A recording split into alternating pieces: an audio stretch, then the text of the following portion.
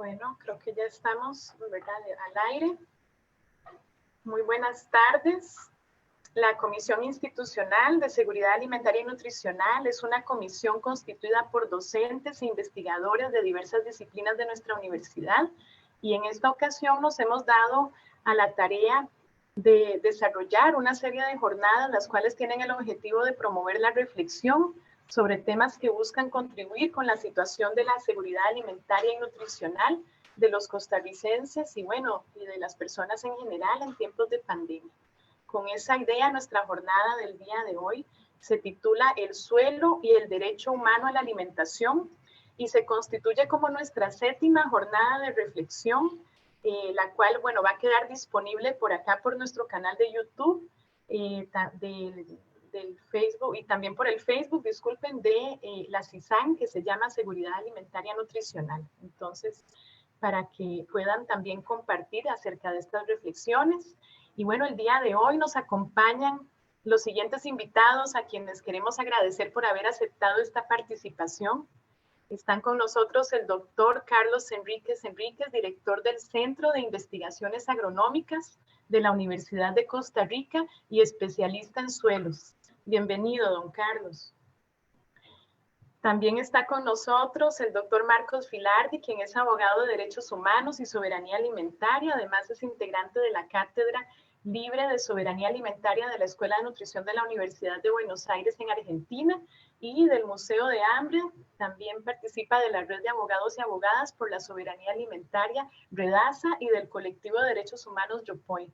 Bienvenido, doctor Filardi. Muchas gracias por la invitación. Bueno, mi nombre es Marianela Zúñiga Escobar, les estaré acompañando. Yo soy docente investigadora en la Escuela de Nutrición y estaré moderando esta actividad. Entonces, agradecemos también la participación de todos ustedes. El tema de esta jornada nos pone pues a pensar en la importancia de 2 temas relevantes e íntimamente relacionados, como lo son el recurso suelo y el derecho humano a la alimentación. Ya el pasado 5 de diciembre celebramos el Día Mundial del Suelo y la importancia de proteger su biodiversidad para mantenerlo sano y fuerte. Y pues de igual forma, el próximo 10 de diciembre celebraremos el Día de los Derechos Humanos, centrándose principalmente en la necesidad de reconstruir para mejorar y en la importancia de crear esfuerzos para defender estos derechos, entre ellos el derecho humano a la alimentación. Entonces, de esta forma, en esta jornada vamos a retomar ambos temas tan relevantes y con la intención de relacionarlos y debatir acerca de la importancia que tiene el recurso suelo en la seguridad alimentaria y nutricional. Entonces, para eso cada uno de nuestros invitados contará con un máximo de 30 minutos para, bueno, nutrirnos, ¿verdad? Y compartir sobre el tema y sobre sus conocimientos y saberes en estos temas. Bueno, buenas tardes, bienvenidos. Sí. Tenemos acá también a don Felipe, quien también es miembro de la CISAN, ahí presente. Buenas tardes. Muchas gracias, don Felipe. Y bueno, vamos a ceder entonces la palabra al doctor Carlos Enríquez. Adelante, don Carlos. Perfecto, muchas gracias. Voy a ir compartiendo la pantalla. Ok.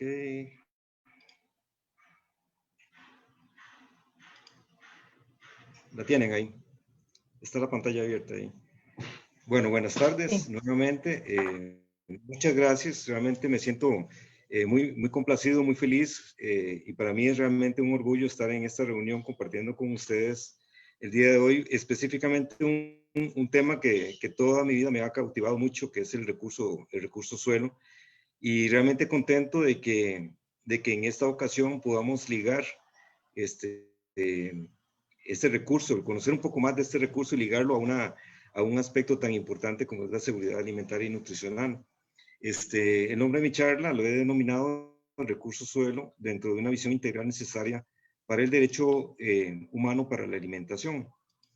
Bueno, como dijo Marianela, recientemente el 5 de diciembre se ha declarado por las Naciones Unidas como el Día Mundial del Suelo, y de hecho tuvimos algunas actividades importantes relacionadas a esto, como una serie de actividades, no solamente a nivel nacional, sino a nivel mundial, que nos hacen recordar un poco y tomar conciencia de la importancia que tiene este recurso para el tema de seguridad alimentaria y para otros temas que ahora vamos a ver rápidamente. Entonces, aprovechar la ocasión para promocionar que el 5 de diciembre de todos los años se celebra el Día Mundial del Suelo.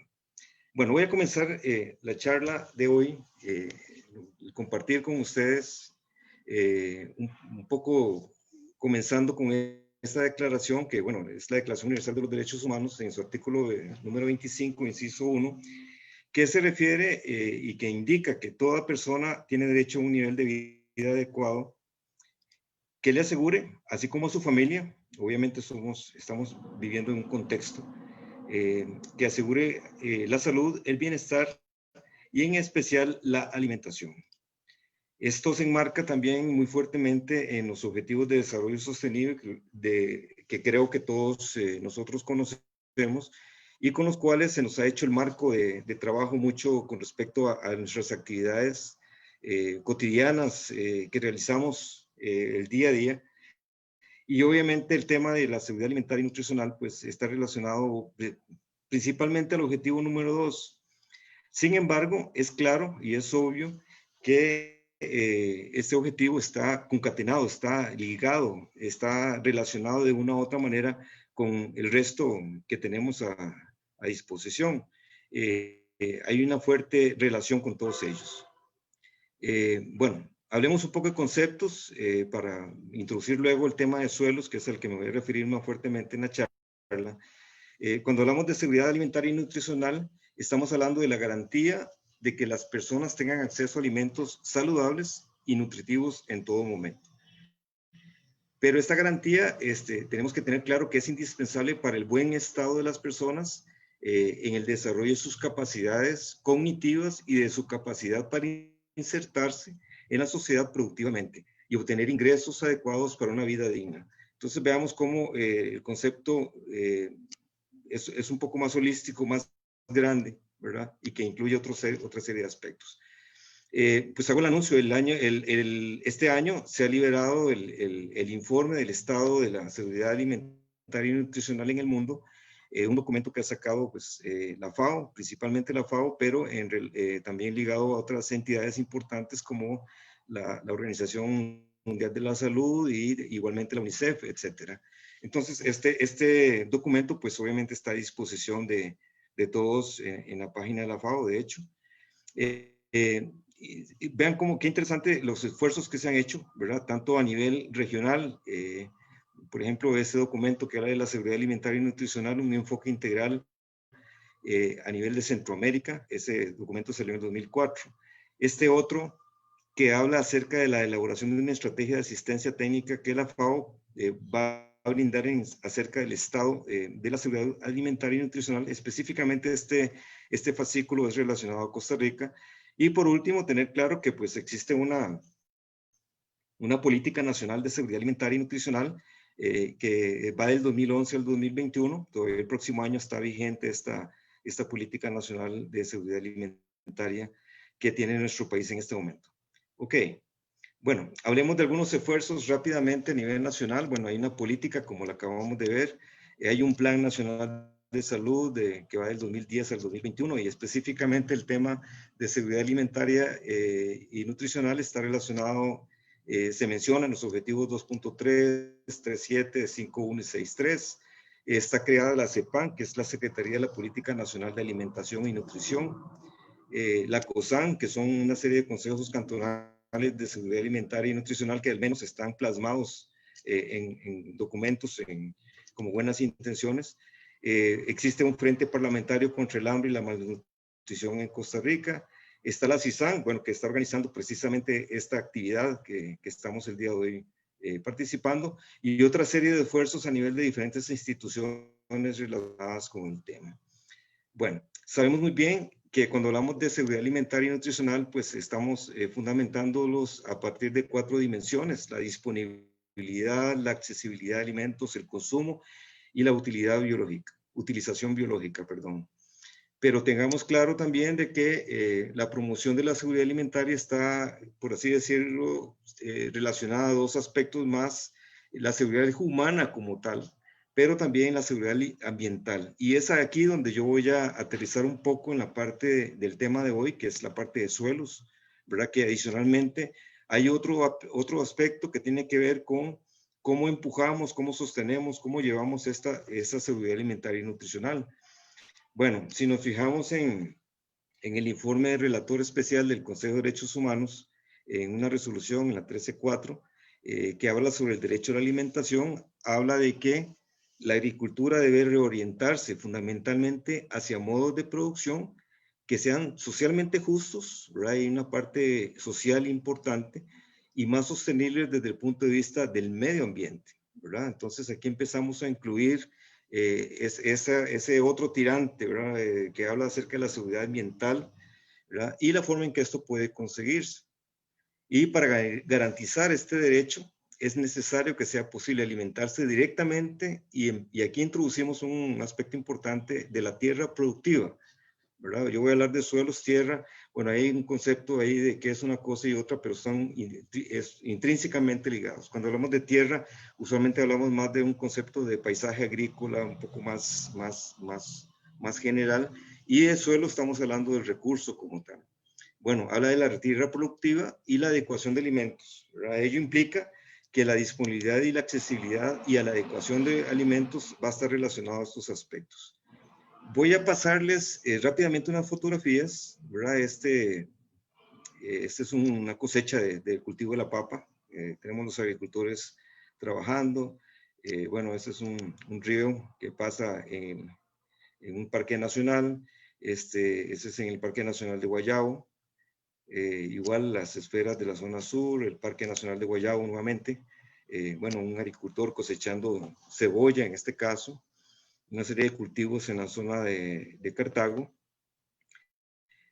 Bueno, sistemas de bosque secundario o bien sistemas agroforestales, el cultivo de la vainilla, el cultivo de la pimienta, cultivo de cacao, que son de los cultivos más típicos dentro de un contexto de sistemas agroforestales, ¿verdad?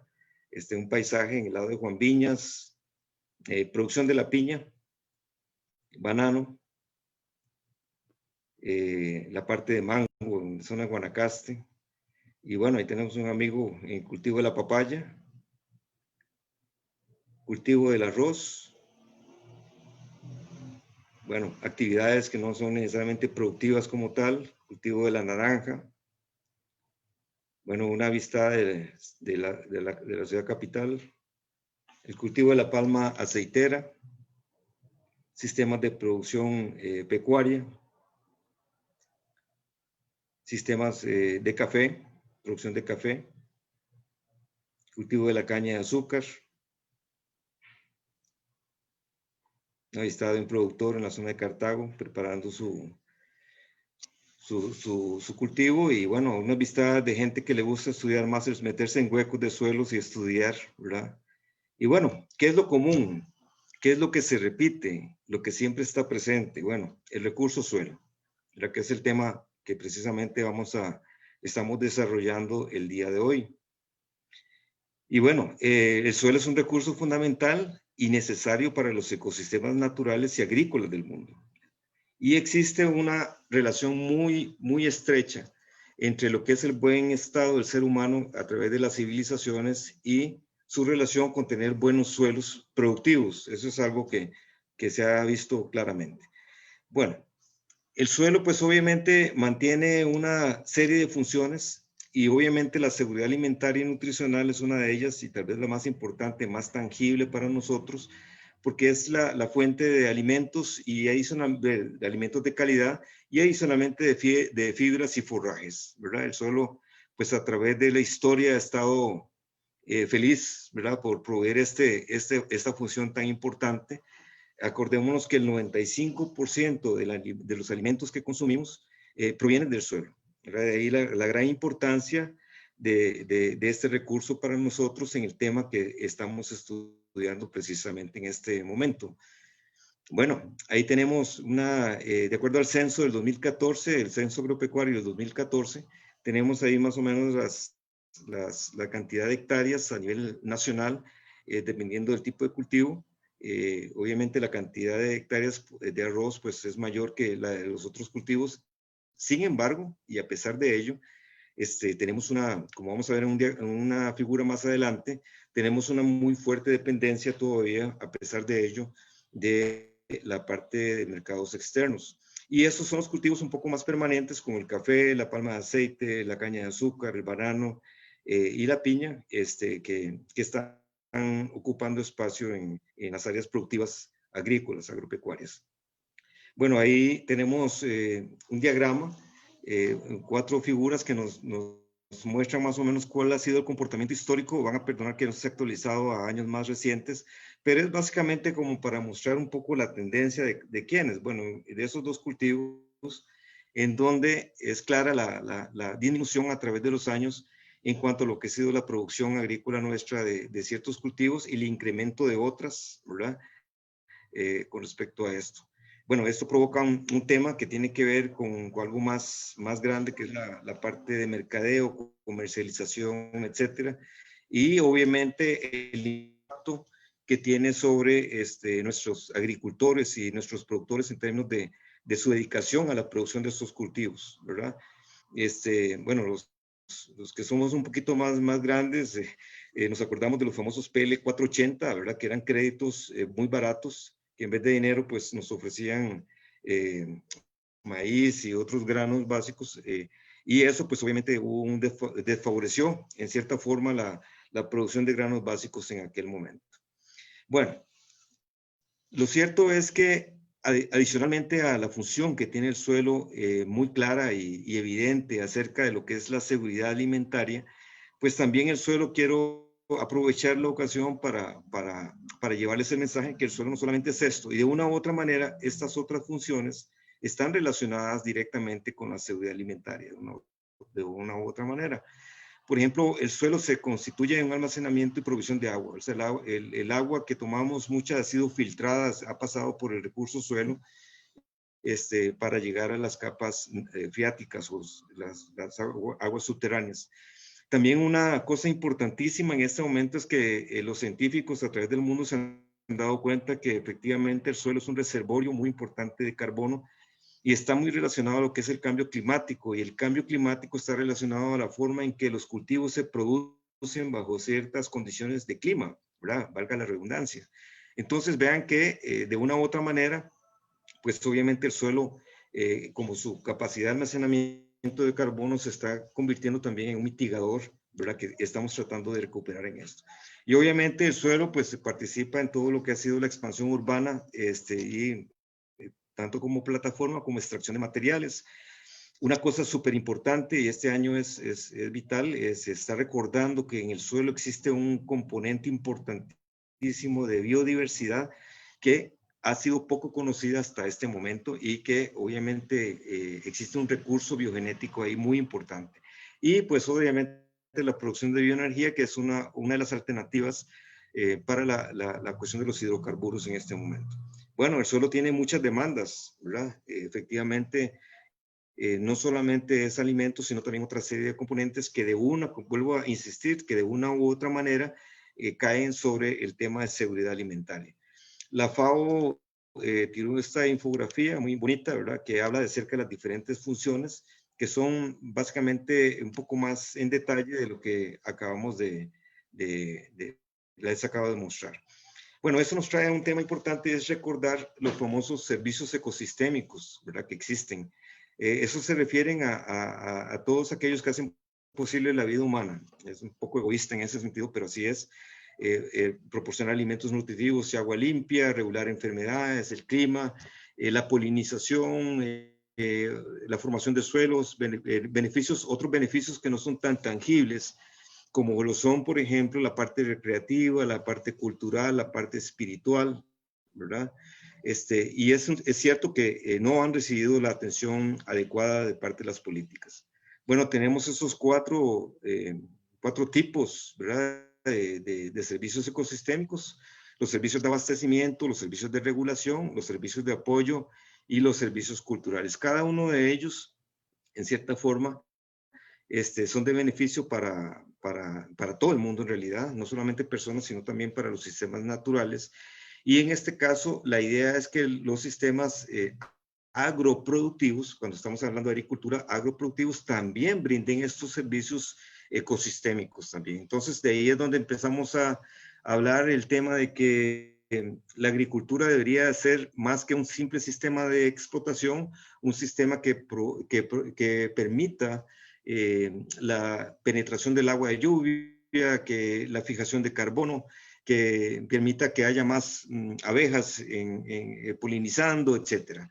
Igualmente que sirvan de una buena vistada para el paisaje agrícola que nos sirve a nosotros, pues obviamente para una cuestión personal e interna de la conciencia, una cuestión espiritual también. Bueno, los objetivos de desarrollo sostenible, como vimos, pues están planteados en el papel y podríamos decir que el suelo está relacionado directamente a estos que tenemos en pantalla. Tal vez ustedes me pueden decir, bueno, el hambre está más evidente, más que evidente. Sin embargo, cuando vemos en detalle lo que el suelo o un mal suelo podría provocar desde el punto de vista de la pobreza, de la salud y el bienestar, de provocar de que haya agua limpia disponible para las poblaciones, para las comunidades. Me dirán, bueno, las ciudades, ¿qué tiene que ver con ciudades? Pues ahora existe el concepto de suelos urbanos, en donde las ciudades se están convirtiendo en núcleos de convivencia, de vivencia, pero que también tienen algunos efectos también de permear el agua que llueve, una cuestión más paisajística, que haya más fijación de carbono, etcétera. Entonces, vean que los suelos urbanos ya es un tema que se está hablando bastante. Entonces, el suelo como recurso, pues está impactando en los diferentes objetivos de desarrollo sostenible. Pero vean qué interesante, qué vacilón, diría yo, ¿verdad? Pero hay una infografía que habla de consejos del día para los objetivos de desarrollo sostenible. Y uno ve los consejos y ninguno habla de proteger el recurso suelo, ¿verdad? Entonces el recurso suelo ha sido como la cenicienta, entre comillas, ¿verdad? Decimos nosotros, que la gente se ha olvidado un poco de la importancia, ¿verdad? De que al final de cuentas nuestra sostenibilidad ambiental y productiva está relacionada a tres patas de un banco.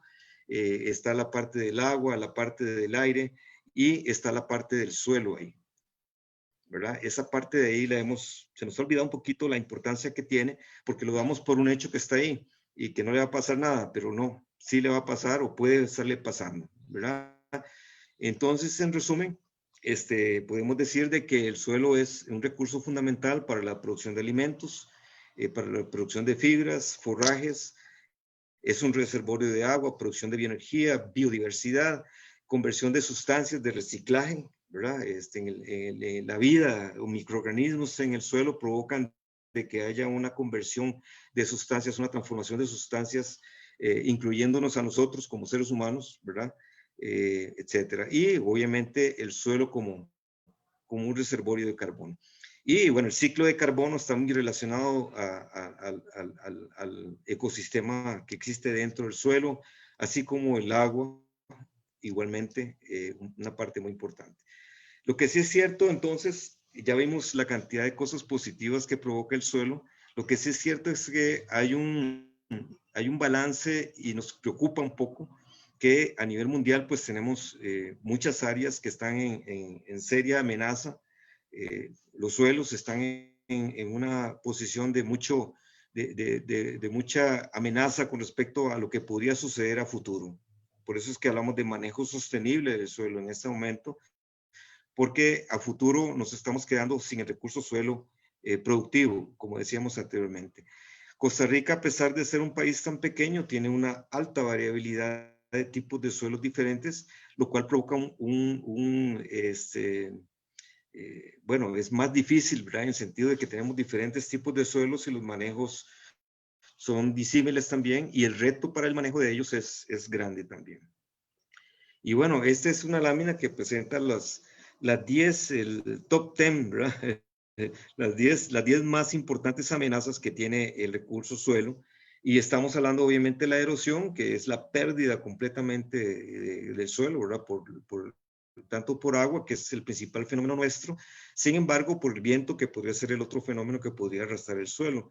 Y tenemos otra serie de amenazas que tienen que ver con cómo el suelo se va degradando poco a poco, y que si no se toman las acciones para ello, pues obviamente vamos a poner en serio aprieto al recurso suelo que va a quedarle a las futuras generaciones, que es una de las cosas que es importante. Bueno, esta lámina no es un anuncio de una marca de navaja, es simplemente para que vean la escala, ¿verdad? De esas pequeñas columnas que se ven ahí, y son piedritas. Estas piedritas van quedando luego de que el agua ha ido lavando el suelo. Y un dato nada más para que lo tengan ahí en mente y cuantifiquen qué tan importante es este proceso. 2 centímetros, ¿verdad? 2 centímetros es una capita muy pequeña. Si eso lo multiplicamos por 10.000 metros cuadrados, que es una hectárea, ¿verdad? En Costa Rica hay tamaño poco hectáreas, en una finca pueden haber 30, 40, 100 hectáreas, pero hagámoslo solamente por una hectárea, ¿verdad? 2 centímetros de ese suelo que se pierda para siempre, se erosiona y se va, ¿verdad? Son aproximadamente 200 metros cúbicos de suelo, que son 25 camiones en una hectárea nada más, para que vean la importancia que tiene este fenómeno, que puede, en un aguacero muy fuerte, puede irse esta cantidad de suelo fácilmente de una finca. Entonces, en resumen, el recurso suelo es finito, frágil y no renovable. Tanto a corto o a mediano plazo. Estamos hablando que la formación del suelo puede durar cientos o miles de años, si es del caso. Y que en general, a nivel mundial, solo 22% del total de los suelos del mundo son adecuados para el cultivo, y de eso solamente el 3% tiene capacidad para una agricultura de altos rendimientos, una agricultura intensiva, que realmente no es lo que queremos. Queremos que haya una agricultura sostenible a través del tiempo, porque estamos hablando de un derecho a la alimentación de las generaciones actuales, pero las generaciones futuras también, ¿verdad? Y las preocupaciones son, bueno, obviamente la erosión, que la materia orgánica, algo que se nos había olvidado que existía en el suelo, es tan importante, y ahora sí es una preocupación importante que esta materia orgánica disminuya. Igualmente, esto va ligado a una disminución en la productividad agrícola, que impacta obviamente en la sostenibilidad. O sea, vamos a tener que invertir más, metiendo más insumos, y se va haciendo cada vez más cara la producción, ¿verdad? Cuando ocurre este fenómeno. Igualmente estamos hablando de degradación de áreas naturales y de recarga acuífera. El recurso agua es sumamente importante, ¿verdad?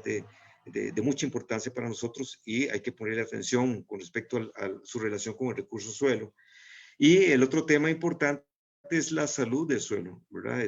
Hay que tener cuidado con el tema de la contaminación, porque no solamente afecta a organismos dentro del mismo suelo, sino también tiene un efecto, repercute de una u otra manera sobre nosotros como seres humanos que estamos utilizando el recurso suelo. Y en otras latitudes, pues obviamente hay una preocupación por el incremento en la desertificación. Y otro tema importante, que es que las capas productivas de suelo, o las áreas productivas de suelo, se están disminuyendo drásticamente por este crecimiento urbanístico, ¿verdad? Obra civil, carreteras, etcétera.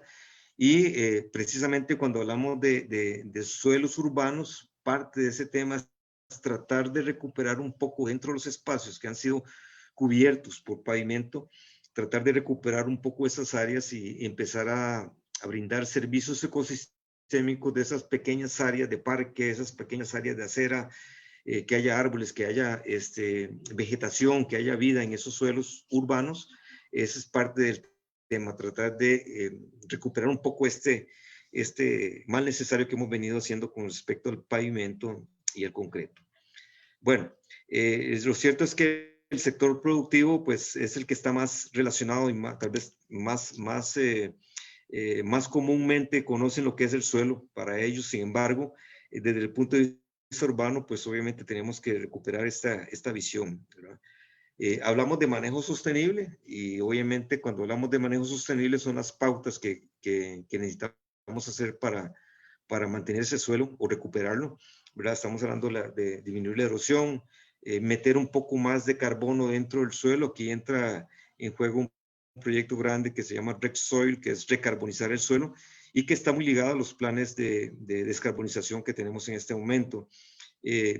Para la parte agrícola, pues obviamente el uso de maquinaria, un uso más racional, igualmente el manejo adecuado de la fertilidad del suelo, el uso racional e inteligente de otros plaguicidas que se utilizan. Hay que programar, hay que planificar y hay que repensarnos, definitivamente. ¿Qué se requiere? Bueno, elaborar y aplicar estrategias para el buen manejo de los suelos y su protección, tener un inventario del estado del recurso suelo, que eso le corresponde a las instancias correspondientes, hacer una utilización de los recursos disponibles. El criterio técnico es sumamente importante. Aquí se requieren diversas disciplinas que converjan sobre este tema. Bueno, la otra cosa es implementar un plan de acción nacional e internacional. Tenemos una ley de suelos, para los que no sabían, tenemos una ley que tiene que ver con el manejo y conservación de suelos. Es la ley 7779 y es una ley ya grande, digamos, ya del año 98. Imagínense, ya tenemos una ley que es un ejemplo a nivel de otros países que no tienen. O sea, se admiran cuando saben de que Costa Rica tiene una ley, pues es importante que la tengamos. Y obviamente hay una parte de educación, de concientización, de capacitación sobre la importancia que tiene el recurso. El día de hoy es precisamente un espacio que va en esa línea. Vean qué interesante, Costa Rica tiene varias leyes, ¿verdad?, que tienen que ver o que impactan de una u otra manera los paisajes, pero también el recurso suelo de una u otra manera, particularmente la ley que les acabo de mencionar, ¿verdad?, la 7779. Ok. ¿Cuáles son los escenarios que se han hecho aquí en Costa Rica como esfuerzos con respecto al recurso suelo? Porque ustedes dirían, bueno, ¿qué se ha hecho? ¿Qué está planteado en la mesa? La Alianza Mundial por el Suelo, que la FAO lanzó en el año 2012, es un esfuerzo importante que se viene haciendo. Con base en eso se forma o se inicia la Alianza Nacional de los Suelos, donde hay tanto actores públicos como actores privados participando en esto. Está CADETI, que es la Comisión Asesora sobre la Degradación de Tierras, que está ligado directamente, es el brazo ejecutivo en Costa Rica de la Convención de las Naciones Unidas para la Desertificación. Está la Asociación Costarricense de la Ciencia del Suelo. Hay diversos esfuerzos institucionales, el INTA, el MAC, las universidades públicas, etcétera. Algunas municipalidades se han puesto la camiseta, no la mayoría, desgraciadamente, pero algunas por lo menos le han puesto atención al tema de suelos, etcétera.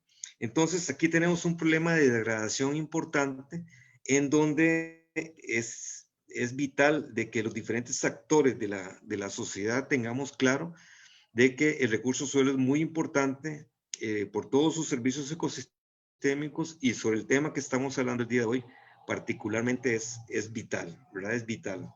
Entonces, esa barrera de desinformación tenemos que quitarla, tenemos que voltear a ver el suelo de una manera un poco más integral, ¿verdad? Para que esas funciones que el suelo nos viene brindando, pues las siga dando de una manera efectiva. Hay que protegerlo en diferentes escenarios, diferentes actores de la sociedad tienen que meter mano en lo que es la protección del recurso suelo a futuro, ¿verdad?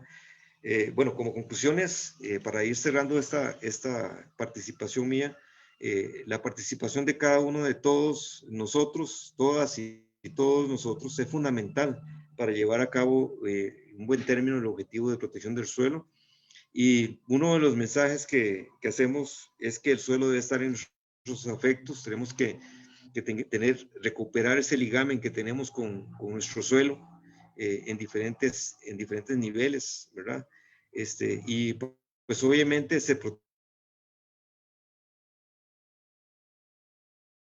podemos ver, alzar nuestra vista hacia un recurso tan importante para nosotros. Con esto estaría cerrando, ¿verdad?, la presentación, y les cedo la palabra otra vez a los organizadores. Muchas gracias.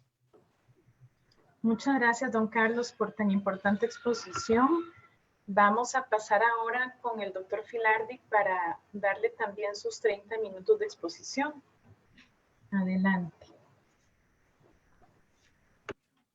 Muchas gracias, Marianela. Buenas tardes a todas y todos. Realmente muy agradecido y muy honrado por la invitación de la CISAN a compartir saberes sobre esto tan desafiante, como decía Carlos, ¿no? De pensar nuestros suelos en clave de derechos humanos, explorar colectivamente esa relación entre el suelo y el pleno goce y ejercicio del derecho humano a la alimentación adecuada.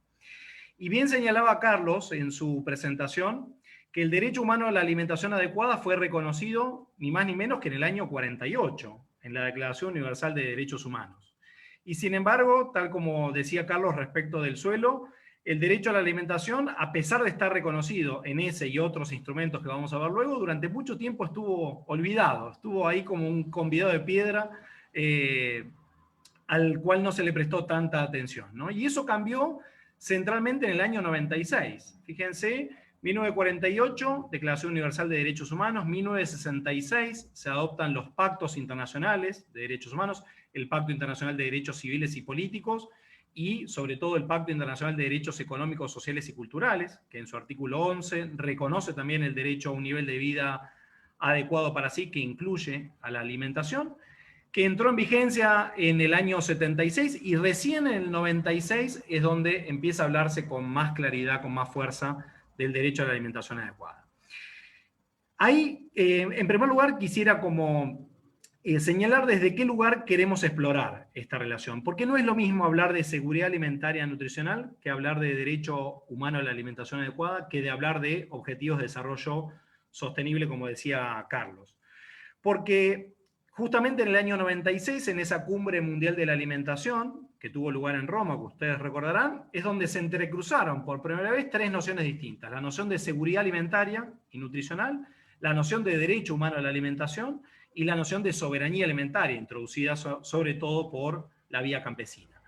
La seguridad alimentaria alude a un estado de cosas, donde, como bien decía Carlos, las personas tienen acceso físico y económico a alimentos nutritivos. Pero no se hace la pregunta de quién produce, cómo produce, para quién produce, ¿no? Y sobre todo es muy distinto a un paradigma de derechos humanos, donde si ustedes, yo, todos y cada uno de nosotros somos titulares de un derecho humano a la alimentación adecuada, significa que del otro lado hay un sujeto obligado. Y ese sujeto obligado es el Estado en todos los niveles. Es decir, que no lo hace como parte de sus políticas de desarrollo, sino que lo hace porque está obligado a hacerlo, ¿sí? Entonces, por eso yo quiero hacer un anclaje legal para abordar esta cuestión en el reconocimiento de la alimentación como un derecho humano. Porque tanto Costa Rica como la Argentina, como gran parte de los países de nuestra América, reconocen normativamente el derecho humano a la alimentación adecuada.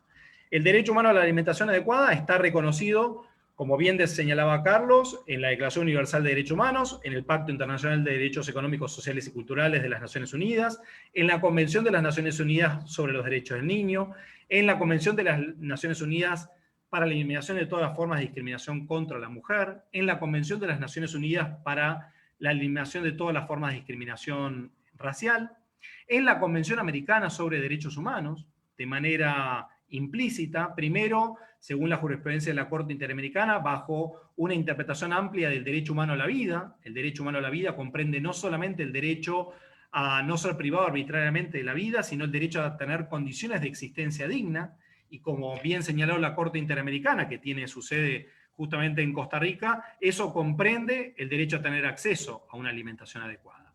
Y más recientemente, un reconocimiento expreso, según la última jurisprudencia de la propia Corte Interamericana, bajo el artículo 26 de la Convención Americana. Argentina, en enero de este año, fue condenada, ni más ni menos, por la Corte Interamericana de Derechos Humanos por la violación al derecho humano a la alimentación adecuada, como una violación al artículo 26 de la Convención Americana sobre Derechos Humanos, de la cual también Costa Rica es parte. Entonces, Argentina, Costa Rica, gran parte de los países de nuestra América reconocen ese derecho humano a la alimentación adecuada en sus ordenamientos normativos. Quizás con distintos grados, en el caso de Argentina es con reconocimiento constitucional, en el resto de los países puede variar, pero en uno u otro caso nuestros estados se han sometido a ser parte de estos tratados internacionales de derechos humanos que reconocen ese derecho humano a la alimentación adecuada. Y yo les contaba anteriormente que ese derecho que estuvo olvidado durante tanto tiempo, a pesar de su reconocimiento normativo, encuentra su cruce con la seguridad alimentaria y con la soberanía alimentaria en el año 96. Esa cumbre mundial de la alimentación del año 96 sale con una de las recomendaciones al Comité de los Derechos Económicos, Sociales y Culturales de las Naciones Unidas, que es el órgano de aplicación del Pacto Internacional de Derechos Económicos, Sociales y Culturales, para que clarifique el contenido de ese derecho humano a la alimentación adecuada, las obligaciones de los estados a su respecto. El Comité de los Derechos Económicos, Sociales y Culturales toma el guante que le propone la Cumbre Mundial de la Alimentación en el año 96 y 3 años después emite un documento muy importante para la cuestión que hoy nos convoca, que es la Observación General número 12 del Comité de los Derechos Económicos, Sociales y Culturales sobre el derecho humano a la alimentación adecuada. Y en esa observación general, en primer lugar, el comité define al derecho humano a la alimentación adecuada como el derecho a tener acceso de manera regular, permanente y libre a una alimentación adecuada o a los medios para obtenerla que nos permita tener una vida libre de angustias, satisfactoria, saludable y digna. Esta es la definición del derecho a la alimentación adecuada que tanto Costa Rica como Argentina reconocen en sus ordenamientos normativos, dada por el Comité DESC de las Naciones Unidas. Esto significa que el derecho humano a la alimentación adecuada, como bien señalaba Carlos en su presentación, descansa en 4 componentes fundamentales. En primer lugar, la disponibilidad. Es decir, tiene que haber alimentos suficientes para atender las necesidades alimentarias de toda la población. El segundo elemento es la accesibilidad, que se desagrega en 2. Accesibilidad física, es decir, que los alimentos puedan trasladarse desde donde son producidos hasta donde están las personas que necesitan consumirlos, y la accesibilidad económica, es decir, que el acceso a los alimentos o a los medios necesarios para la obtención de los alimentos no debe poner en riesgo la satisfacción de otras necesidades esenciales, de otras necesidades básicas, ¿no? El tercer componente, que bien señalaba Carlos también, es el componente de la adecuación. Es decir, no se trata de llenar el estómago del hambriento con cualquier cosa, sino que la alimentación tiene que ser adecuada. Y por adecuada, según el propio Comité de Naciones Unidas, implica cuantitativamente adecuada la cantidad suficiente de alimentos, cualitativamente adecuada, es decir, libre de sustancias nocivas que pueden hacernos daño, y en tercer lugar, culturalmente adecuada, es decir, que se correspondan a las tradiciones culturales a las que pertenecemos como comensales, porque, como ustedes bien saben, la alimentación está muy vinculada a nuestra identidad como pueblo, ¿no? Y el cuarto elemento absolutamente vital, nunca mejor dicha la palabra, para el tema que hoy nos convoca, tiene que ver con la sostenibilidad o la sustentabilidad. Esto es, y esto no dicho por mí, sino dicho por el propio Comité de Naciones Unidas, la posibilidad nuestra, acá y ahora, de alimentarnos, no debe poner en riesgo la posibilidad de nuestros hijos, de nuestros nietos, de alimentarse a futuro. Es decir, que el derecho internacional de los derechos humanos incorpora la noción de la sustentabilidad como la garantía de que a futuro las generaciones futuras puedan tener disponibilidad, accesibilidad física y económica y adecuación de su alimentación. Es decir, que puedan ver a futuro realizado el pleno goce y ejercicio de este derecho humano a la alimentación adecuada. Ahora, si tenemos un derecho humano a la alimentación adecuada, con este contenido, con estos componentes, esto significa que nuestros estados tienen una obligación respecto de ese derecho humano a la alimentación adecuada. ¿Cuáles son las obligaciones de los estados? En primer lugar, tienen la obligación de respetar ese derecho. ¿Esto qué significa? No violarlo, por acciones o por omisiones, ¿no? Entonces después vamos a pensar dimensiones cuando hablemos concretamente del suelo, respecto de la obligación de respeto que tienen los estados. En segundo lugar, tiene la obligación de garantizar los derechos humanos, entre ellos el derecho humano a la alimentación adecuada. ¿Esto qué significa?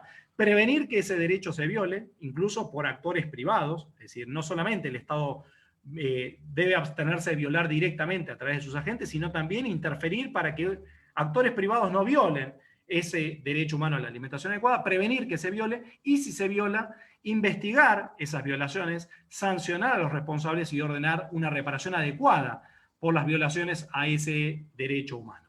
Y la tercera obligación que tiene el Estado es la de adoptar medidas de derecho interno para dar pleno goce y ejercicio a ese derecho, es decir, para dar cumplimiento a ese derecho humano. Entonces, el Estado está obligado a adoptar distintas medidas, ¿sí? No es que lo hace por caridad, sino que lo hace porque es una obligación que le es propia bajo los tratados de derechos humanos que voluntariamente ha ratificado. Y esto lo ha hecho tanto Costa Rica, como decíamos, como lo ha hecho Argentina.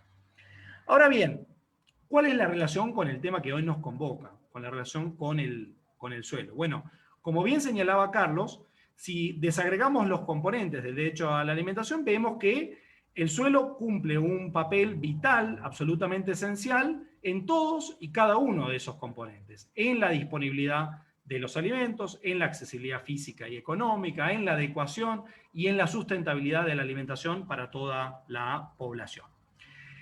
Y tal es así que en el año 2000, como bien lo señalaba Carlos también, el sistema de Naciones Unidas creó una figura, que es la figura del relator especial de Naciones Unidas para el derecho a la alimentación, que se encarga de monitorear periódicamente el cumplimiento de las obligaciones respecto del derecho a la alimentación por parte de todos los estados a través de distintos mecanismos. Entre esos mecanismos está el mecanismo de los informes anuales, es decir, que esos relatores especiales de Naciones Unidas para el derecho a la alimentación, que nacieron en el año 2000, ya llevamos 20 años de mandato, han sido 4 hasta la actualidad, todos los años emiten un informe anual a la Asamblea General sobre distintos temas que hacen al derecho humano a la alimentación adecuada como guía para que los estados cumplan adecuadamente sus obligaciones sobre el derecho a la alimentación adecuada. Entonces me tomé el trabajo para esta conversación de revisar esos informes elaborados por los relatores especiales de Naciones Unidas sobre el derecho a la alimentación en estos 20 años, para ver cuáles de ellos arrojan luz un poco sobre la relación entre suelo y derecho humano a la alimentación adecuada. El primer informe en el que encontré una referencia es un informe realizado por el primer relator de Naciones Unidas, llamado Jean Ziegler, en el año 2008, intitulado Construyendo resiliencia en la respuesta a la crisis global de la alimentación. Y ahí entra un poco por la ventana la cuestión del suelo, es decir, que no se aborda específicamente la cuestión del suelo, pero el relator especial, al referirse a los usos del suelo, llama la atención de los estados sobre la promoción de los agrocombustibles. Agrocombustibles que en un informe anterior había calificado como crimen de lesa humanidad. Y esto tiene que ver con lo que decía Carlos, ¿no? Es decir, preservar el suelo para que centralmente cumpla su finalidad de contribuir a la seguridad alimentaria y nutricional y no esté puesta al servicio de producir lo que algunas colegas de acá de la Cátedra Libre de Soberanía Alimentaria llaman la energía del hambre. ¿Por qué? Porque estamos destinando suelos, complejos vivos que bien podrían estar destinados a producir alimentos sanos, seguros, soberanos, diversos para alimentar seres humanos, para llenar los tanques de nafta con distintos agrocombustibles. Entonces, fíjense cómo la primera referencia que se hace a la cuestión del suelo en los informes de la relatoría tiene que ver con un llamado a los estados a regular los usos del suelo para que prioritariamente el suelo esté destinado justamente a la producción de alimentos para atender las necesidades alimentarias de los seres humanos y para que no suceda, como bien señala el relator, que los estómagos de los seres humanos entren en competencia directa con los estómagos de los automotores. Y esto ni que hablar en un país como Argentina, donde el 25% de toda la producción tiene por objeto no alimentar a nadie, sino justamente llenar los tanques de nafta con los agrocombustibles y alimentando aún más la especulación vinculada a la producción de commodities destinados a la producción de energía, lo cual a su vez genera luego dificultades en el acceso económico a esos alimentos por la competencia que hay por el uso del suelo. Entonces, esa es la primera referencia. Al año siguiente hay un segundo informe, en el año 2009, que aborda la cuestión, que en realidad ya es el siguiente relator, ya es Olivier de Schutter, y Olivier de Schutter analiza un conjunto de principios para las adquisiciones o arrendamientos a gran escala. Y ahí menciona que en esas directrices que él propone, primero cita las directrices de la FAO para la realización progresiva del derecho humano a la alimentación adecuada, en particular la directriz 8.E, que llaman a los estados a proteger la fertilidad de los suelos, ¿no? Y a la hora de establecer esas directrices, tanto para adquisiciones a gran escala como para establecer arrendamientos a gran escala, uno de los principios que propone Olivier de Schutter es justamente el principio 6, es que esas políticas de arrendamiento y esas políticas de adquisición a gran escala no agoten los suelos. Es decir, tienen la obligación de preservar la fertilidad de los suelos, sobre todo porque, como bien señala Olivier de Schutter en ese informe, la capacidad de los suelos de generar nutrientes para producir alimentos tiene que ver con la fertilidad de esos suelos. Entonces, cuando hablamos de derecho humano a la alimentación adecuada, tenemos la obligación de cuidar la fertilidad de los suelos porque la disponibilidad de nutrientes en esos suelos depende justamente, como bien decía Carlos, de la fertilidad de esos suelos, y por eso en esa directriz número 6 llama a promover sistemas agrícolas que no agoten la fertilidad de los suelos y no contribuyan a su degradación. Al año siguiente, fíjense, un informe vinculado al acceso a la tierra desde una perspectiva de derechos humanos, donde ahí el mismo Olivier de Schutter llama a los estados a señalar que ahí donde hay una notoria desigualdad en el acceso a la tierra, que los estados deben promover procesos de reforma agraria, ¿no? Es decir, centralmente el objetivo de ese informe es señalar desde una perspectiva de derechos humanos por qué la cuestión del acceso a la tierra es absolutamente central para la realización del derecho humano a la alimentación adecuada y cómo los estados tienen la obligación, bajo sus obligaciones de derechos humanos, donde hay una notoria desigualdad en el acceso a la tierra, en avanzar a procesos de reforma agraria. Pero también ahí un poquito por la ventana se mete la cuestión del suelo, porque señala en ese informe Olivier de Schutter que la agricultura de pequeña escala es la que se ha demostrado en los hechos mayor protectora de la fertilidad de los suelos. Entonces, no solamente señala el beneficio en términos de justicia social de avanzar en procesos de reforma agraria, sino que también esos procesos de reforma agraria, permitir que haya acceso equitativo a las tierras y que haya un acceso a la tierra para la pequeña agricultura, la agricultura familiar, campesina, indígena, también va a tener un beneficio directo en la protección de los suelos porque la agricultura familiar, campesina, indígena es la que de manera creciente protege los suelos de manera mucho mayor a la agricultura industrial. En la misma línea, en el año 2011, el propio Olivier de Schutter elaboró un informe muy significativo para la cuestión que hoy nos convoca, que es el informe sobre agroecología y derecho a la alimentación. Y ahí fíjense algunas notas que tomé para compartir esta tarde. En primer lugar, ¿por qué el relator especial de Naciones Unidas llama a los estados a fomentar, a incentivar la agroecología? Bueno, por un sinnúmero de beneficios, ¿no? Vis a vis a la agricultura industrial, al modelo agroindustrial dominante, dependiente de transgénicos, agrotóxicos y fertilizantes sintéticos derivados de combustibles fósiles. ¿Por qué? En primer lugar, dice, porque aumenta la actividad biótica del suelo. Es decir, tiene una función primordial en regenerar la capacidad biológica de los suelos, ¿no? Regenerar la vida de ese complejo vivo llamado suelo.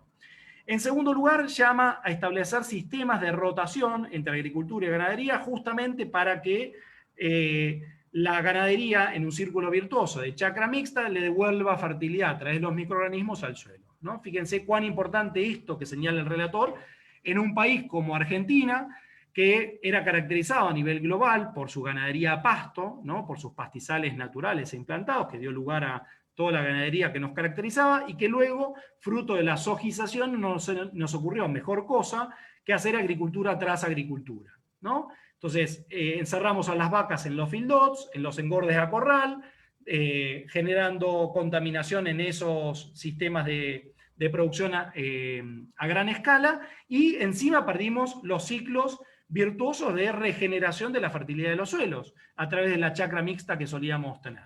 Consecuencia de eso, Carlos decía, solamente el 3% de los suelos a nivel global son aptos para actividad agrícola de uso intensivo, ¿no? Y Argentina era bendecida naturalmente con uno de los mejores 7 suelos del mundo.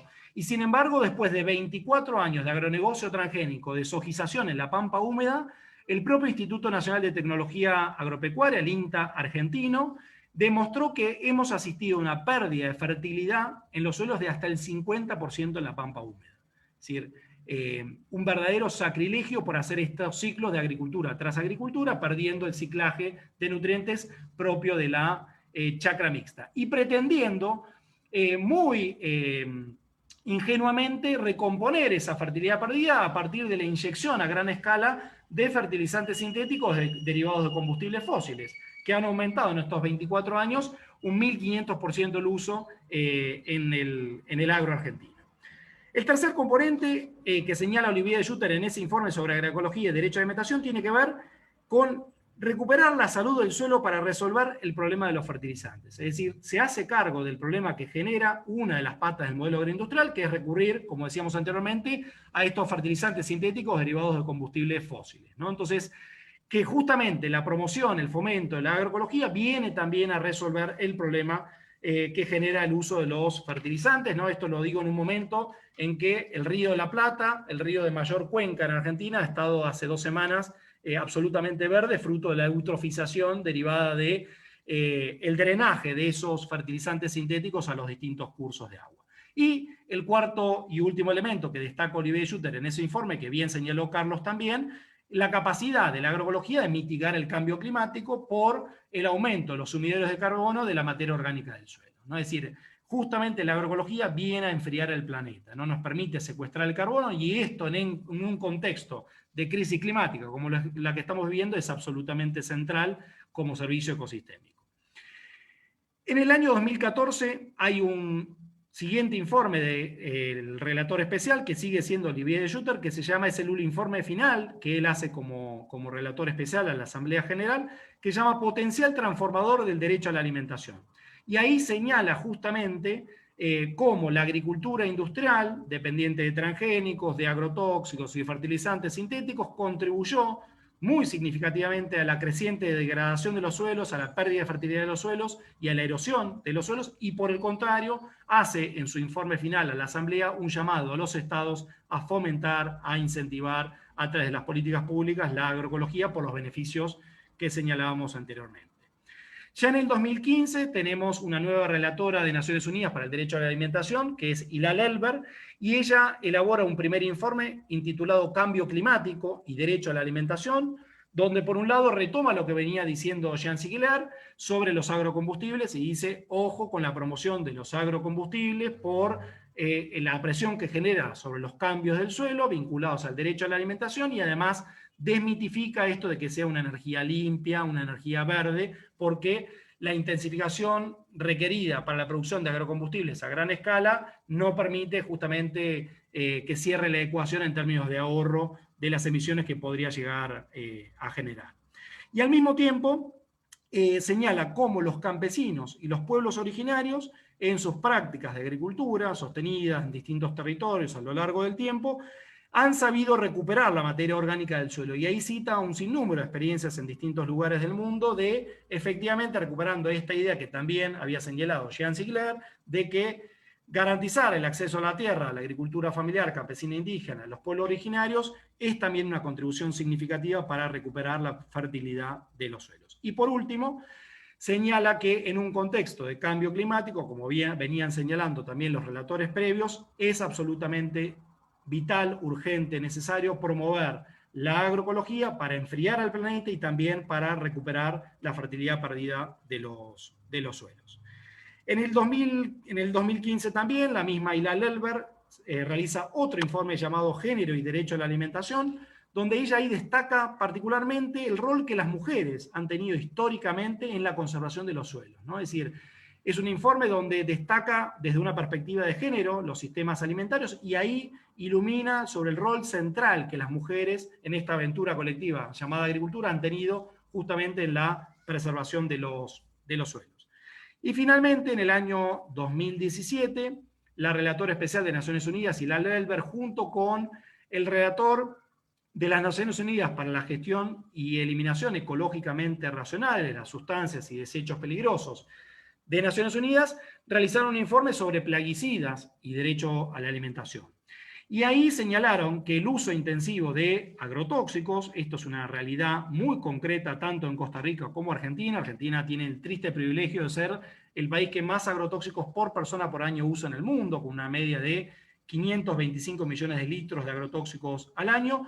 Disminuye, entre otros grandes problemas que genera, entre otras violaciones a los derechos humanos que genera su uso, tanto en el campo como en la ciudad, disminuye la diversidad biológica de los suelos, contamina los suelos y degrada los suelos. Y por el contrario, la relatora especial señala que, si bien los esfuerzos de los estados por restringir el uso de los agrotóxicos y por limitar el uso de los agrotóxicos son una medida en la dirección correcta. El único modo a largo plazo de evitar las violaciones a los derechos humanos que genera el uso de los agrotóxicos es, y lo dice ella, no lo digo yo, abandonar el modelo agroindustrial dominante dependiente de agrotóxicos. Y por el contrario, fomentar la agroecología. En el mismo sentido, en el año 2019, la propia relatora de Naciones Unidas vino en visita oficial a la Argentina, invitada por el propio gobierno nacional, y en su informe final, a la visita realizada en el año 2019, del mismo modo, hace un llamamiento muy claro al Estado argentino a regular muy fuertemente el uso de los agrotóxicos, entre otras cuestiones, para justamente evitar la degradación de los suelos y la contaminación de los suelos, y por el contrario, a fomentar, alentar políticas públicas que propendan hacia la agroecología. En prieta síntesis, como podemos ver, ha habido una evolución interesante en el derecho internacional de los derechos humanos respecto de la cuestión que hoy nos convoca. Desde una perspectiva de derechos humanos, los estados deben, y reitero el verbo, deben establecer políticas públicas de protección de los suelos. Es decir, el suelo en tanto complejo vivo es clave para la seguridad alimentaria y nutricional, es clave para el pleno goce y ejercicio del derecho a la alimentación, no solo de parte nuestra, sino de parte de las generaciones venideras. Y eso obliga a establecer políticas públicas en un sinnúmero de ámbitos, como veníamos diciendo anteriormente. Entre otras, nos plantea un desafío muy grande que se ha dado en nuestro país vinculado a el uso del suelo y el derecho a la propiedad privada, ¿no? Carlos señalaba que Costa Rica ha logrado tener una ley de suelos, ¿no? Absolutamente importante, vital, significativa. En Argentina esto al día de hoy no ha sido posible. Y no ha sido posible por la resistencia muy fuerte de los productores a que el Estado establezca reglas de juego de cómo deben administrar ese recurso, ¿no? Está esta concepción de la sacrosanta propiedad privada que no admite ningún límite externo a la gestión de la tierra en manos de un titular privado. Y sin embargo, desde una perspectiva de derechos humanos, bien podemos señalar que el Estado, bajo sus obligaciones en materia de derechos humanos, no solamente es deseable, sino que está obligado a establecer políticas de cuidado del suelo que implican, entre otras cosas, un límite legítimo a la propiedad privada como derecho humano. Como bien sabemos, los derechos humanos no son absolutos, sino que son objeto de restricciones legítimas. Para que esa restricción sea legítima, tiene que haber una ley en sentido formal, es decir, un acto emanado del Congreso democráticamente elegido, si necesitamos una ley para ir en ese sentido, que persiga un fin legítimo. Está muy claro, digamos, cuál es la finalidad legítima de proteger los suelos en tanto de reservorio de vida, reservorio de diversidad biológica, en tanto nos proporcionan todos los servicios de ecosistemas que bien, perfectamente nos describió Carlos. Entonces, hay una finalidad legítima y la restricción del derecho a la propiedad es necesaria en una sociedad democrática justamente y proporcional para perseguir esa finalidad legítima. Entonces, es una tarea pendiente que tenemos en Argentina, avanzar en una ley de suelos que justamente permita que esos suelos que crecientemente se están degradando, que se están contaminando, que están perdiendo su fertilidad, vuelvan a regenerar la fertilidad necesaria para que nuestros hijos, nuestros nietos tengan la posibilidad en estas tierras de seguir alimentándose a futuro. Y otra cuestión que no ha sido, a mi entender, suficientemente explorada, al menos hasta ahora, por los relatores especiales de Naciones Unidas, tienen que ver con la relación entre nutrición y suelo. Si bien ha habido en estos años 2 informes que de manera específica han abordado la cuestión entre nutrición y derecho a la alimentación, hay un informe del año 2011 y hay otro informe del año 2016, ninguno de los relatores puso el ojo en cuán importante es el suelo respecto de la calidad nutricional de los alimentos. ¿Y esto por qué es importante? Porque, como bien señalaba Carlos, suelos pobres dan lugar a plantas pobres, que dan lugar luego a animales pobres, que dan luego lugar a seres humanos pobres, que nos alimentamos de esas plantas y eventualmente de esos animales. Por el contrario, suelos ricos en nutrientes dan lugar a plantas sanas, a plantas nutritivas, que dan lugar a animales sanos y luego dan lugar también a seres humanos sanos, ¿no? Esta idea de recuperar la fertilidad de los suelos es en defensa de nuestro propio intestino, ¿no? Es decir, hay una asociación muy clara entre lo que sucede en el suelo en tanto complejo vivo, en el microbioma del suelo, y lo que sucede en nuestros intestinos. Entonces, la pérdida de fertilidad de los suelos está trayendo aparejada una pérdida de fertilidad de los nutrientes de los alimentos que nos estamos llevando a la boca. Hay estudios muy interesantes, por ejemplo, que cita Jonathan Nossiter, que revelan cómo para que estudios en Italia, por ejemplo, cómo para que las naranjas hoy aporten la vitamina C que aportaban hace 50 años, necesitamos 37 naranjas, o necesitamos 50 manzanas, o cómo la densidad de las raíces del trigo se han ido disminuyendo, fruto justamente del empobrecimiento de los suelos. Entonces, es absolutamente central para la adecuación de la alimentación, ¿no? Que los alimentos sean efectivamente nutritivos, que sean alimentos que permitan al cuerpo cumplir las funciones fisiológicas, nutritivas de los alimentos. Y por eso, hoy más que nunca, es absolutamente necesario que hagamos todo lo que está a nuestro alcance y exijamos políticas públicas que, ancladas en un paradigma de derechos humanos, obliguen al Estado a proteger los suelos como reservorio de fertilidad y también como garantía de una adecuada nutrición en el presente y en el futuro. Así que, bueno, por ahí dejaría y abro el espacio también para que haya preguntas, interrogantes y cuestionamientos. Muchas gracias. Muchísimas gracias, doctor Filardi. Bueno, nuestros dos expositores nos traen bastantes puntos interesantes, ¿verdad? En realidad es un tema que yo diría que nos da mucha información para continuar generando discusiones sobre el tema, sobre todo aspectos tan importantes como esta necesidad siempre de relacionar la naturaleza con el hombre, ¿verdad? Y la íntima relación que tenemos en ese sentido, y también pues pensar el suelo desde las multidimensiones que es tan necesario para poder también identificar esas diferentes formas en las que el suelo contribuye con nuestra alimentación. Tenemos algunas preguntas y bueno, antes de eso tal vez a manera de reflexión también me pongo a pensar en la calidad de los alimentos que consumimos, porque pues si bien es cierto, existen muchos productos comestibles que no le podemos llamar alimentos, en realidad esa calidad de los alimentos agroecológicos lo veo como una expresión de sistemas alimentarios que cuentan con características sustentables. Y ahí el tema de sustentabilidad, como nos dicen los expositores, tiene una íntima relación con la agroecología y de cómo pues la agroecología viene a dar también un aporte esencial para contribuir con esos sistemas alimentarios sostenibles. Tenemos una pregunta acá en el Facebook que nos hace Verónica. Es la siguiente: ¿cuál es la posición con respecto a la ley del recurso hídrico? ¿Qué piensan sobre el tema? ¿Lo apoyan, sí o no?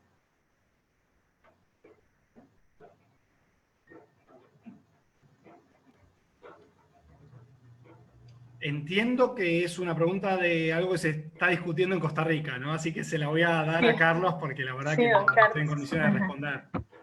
Bueno, aprovechemos que está aquí don Felipe Arauz, que estuvo muy relacionado con la parte política. Yo sinceramente la ley de suelos la conozco muy poco. He leído algunos aspectos y lo que sí es claro es que mucho el recurso hídrico, y no solamente en Costa Rica, sino a nivel mundial, la agricultura demanda mucha agua, ¿verdad? Y entonces eso es un tema que está sobre la mesa, ¿verdad? Tal vez Felipe, no sé si tiene algún punto de vista ahí, aprovechando que está don Felipe Arauz, que ex ministro de Agricultura, ¿verdad? Marcos, por si no sabías. Don Felipe fue ministro de Agricultura. Entonces, no sabía. Mucho gusto, Felipe. Y será un gusto escucharte. Encantado, Marcos. Nuestro decano. Tu exposición. Bueno, yo creo que la ley o el proyecto de ley tiene aspectos muy positivos, pero me parece que hay algunos temas que deberían revisarse. Me parece que en algunos aspectos burocratiza innecesariamente el acceso al agua. Yo tengo mis dudas, pero eso me parece que es un tema que hay que discutirlo. El pasar el tema del agua subterránea de un ente técnico como es el Servicio Nacional de Agua Subterránea, Riego y Avenamiento, a un ente político como es el Ministerio del Ambiente me genera dudas realmente porque entonces vamos a pasar la gobernanza de esa parte al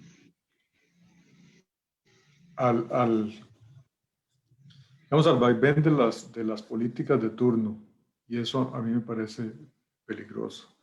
Me parece que en ese sentido, más que pasar esas competencias a un ente político, debería mejorarse la coordinación interinstitucional. Y digamos que esa es mi gran duda con respecto a ese proyecto. Hay otros temas que no los he analizado tan a fondo, pero digamos que esa es mi gran duda, pero yo creo que es un tema que es subsanable, ¿verdad? Entonces, y eso es como una opinión personal sobre eso. Ya estoy fuera del ámbito político, así que no tengo ninguna influencia sobre lo que vayan a decir los señores diputados. Claro. Sí, muchas gracias, don Yo, Felipe. perdón, Marianela, sin entrar Sí. a opinar sobre, por supuesto, un proyecto que no conozco, así como hicimos este ejercicio de ver, bueno, qué tiene el derecho a la alimentación adecuada para aportar a la discusión que hoy nos convoca, del mismo modo se puede hacer este ejercicio respecto del derecho humano al agua y al saneamiento, que han sido reconocidos también como derecho humano y que tanto Costa Rica como Argentina lo reconocen, ¿no? El agua no solamente es un alimento líquido, absolutamente esencial para la vida humana, por eso el derecho a la alimentación comprende el derecho humano al agua, sino que es tan importante que se ha independizado, incluso se ha autonomizado para erigirse en un derecho humano en sí mismo, ¿no?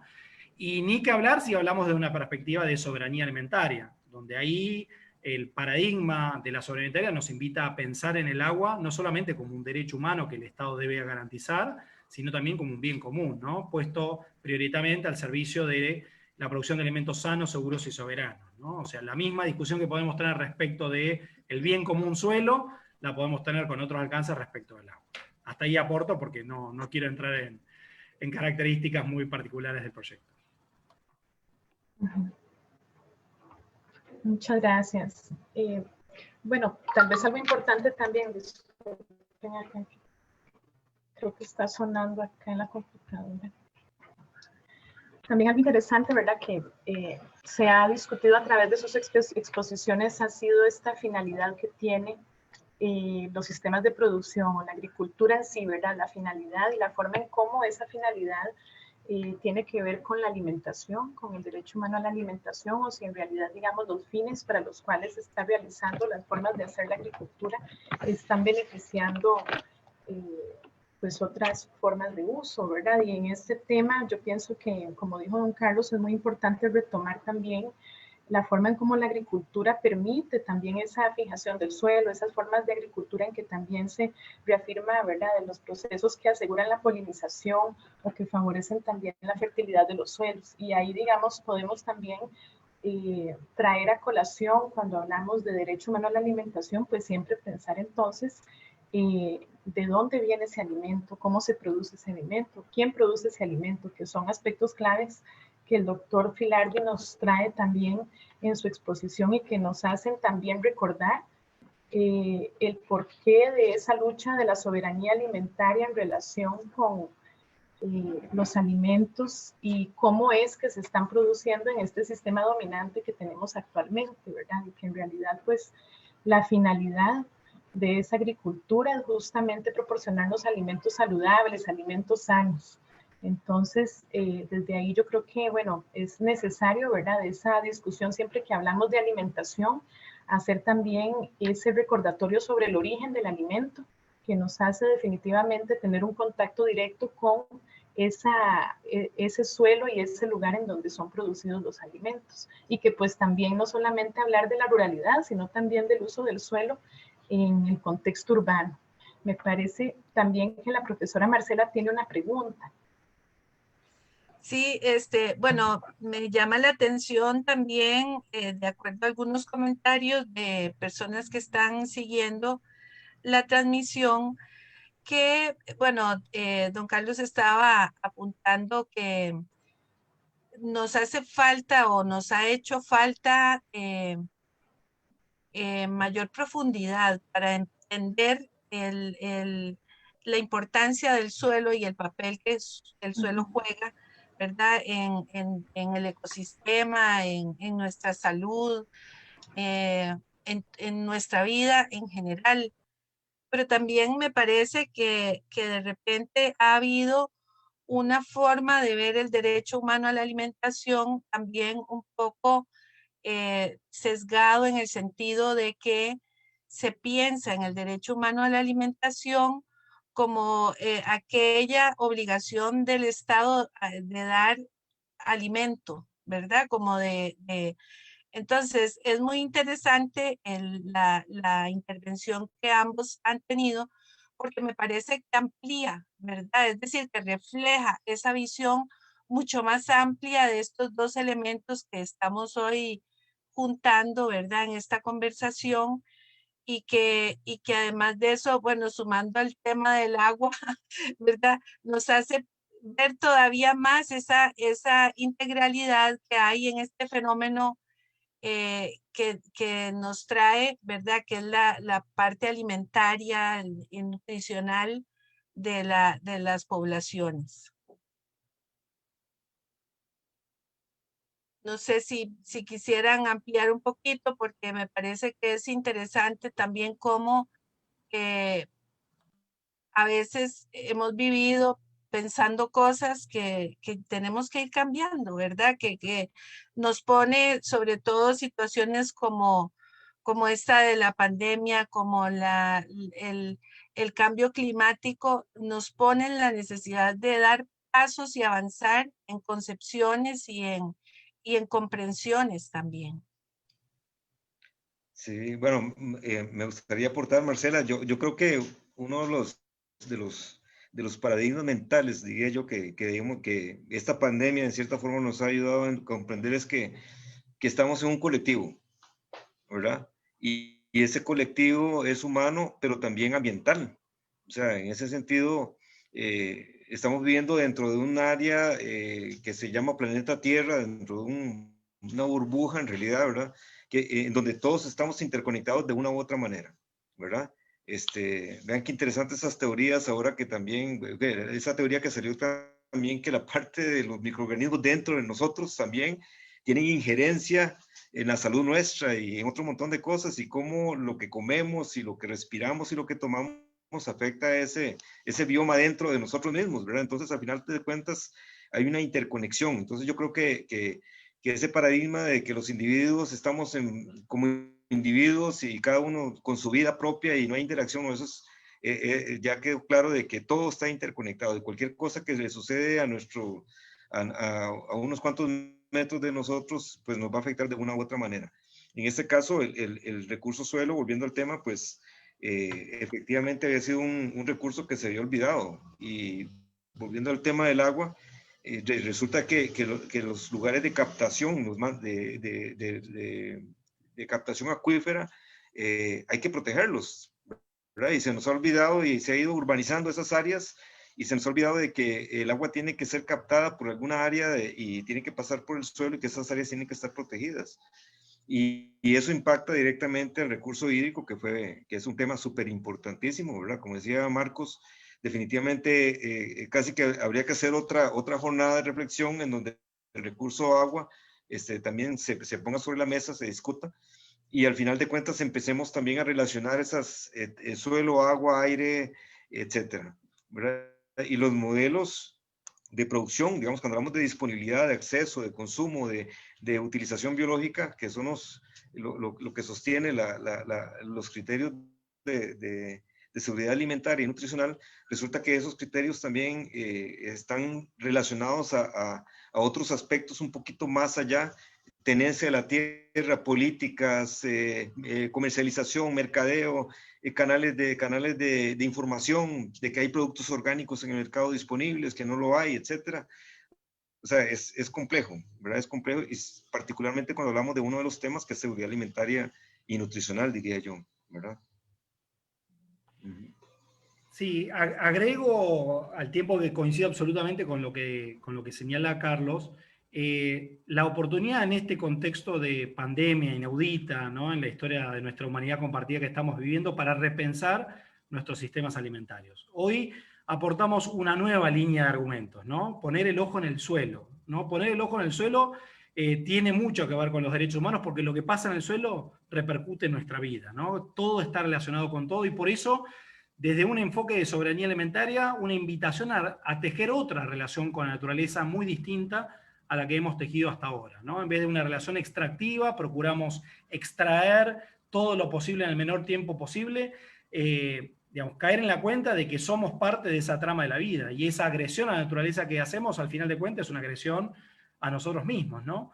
Yo señalaba el ejemplo de los agrotóxicos, que generan serios problemas tanto en Costa Rica como en Argentina, pero que, entre otras cosas, desmineralizan el suelo. El glifosato, sin ir más lejos, que en su momento fue patentado como un quelante de metales, tiene ese efecto, tanto en el suelo y en nuestros cuerpos. Desmineraliza, ¿no? Destruye ese complejo vivo, esa diversidad biológica de los suelos y de nuestros organismos también, ¿no?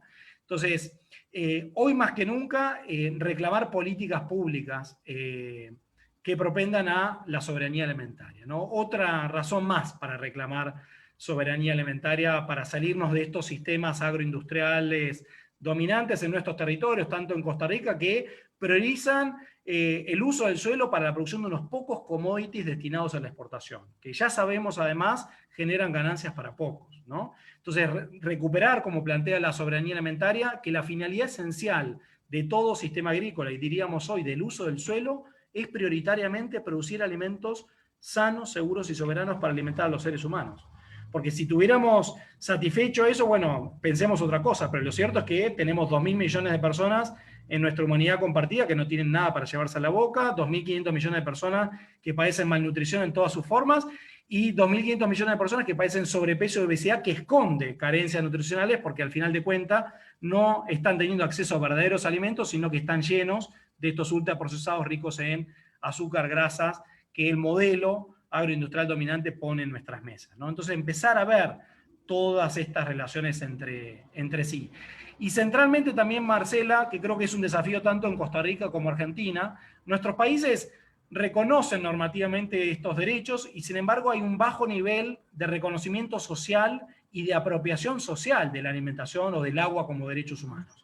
Y ahí tenemos una tarea que hacer por casa desde la universidad para generar esa mayor reconocimiento y apropiación social de la alimentación y del agua y del suelo, diríamos, como derechos humanos. Porque si no nos apropiamos socialmente de estas cuestiones, difícilmente vayamos a exigir, ¿no? O a movilizarnos para exigir políticas públicas que propendan a su plena realización.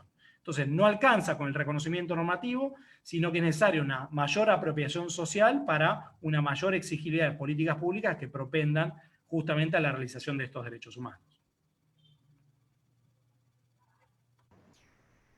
Igual pienso, por ejemplo, que, bueno, esto es un tema complejo en el sentido de que los países tenemos tamaños diferentes, pero ahora que oía a don Carlos decir del montón de hectáreas, ¿verdad? Por ejemplo, para nosotros una finca puede ser enorme y para Argentina puede ser una cosa chiquitita, ¿verdad? Porque el acceso, digamos, a la tierra por habitante puede ser muy diferente. Pero creo que también alguna vez lo escuché y me pareció una idea muy interesante, que es como también esa distribución de la tierra tiene que ver con la democracia que puede haber en un país, ¿verdad? Cómo influye eso y cómo también a veces la apropiación de esas tierras o el uso tal vez indebido de las tierras relega a ciertos sectores productivos a tener que utilizar tierras que tal vez están empobrecidas o que no son tan aptas para el cultivo.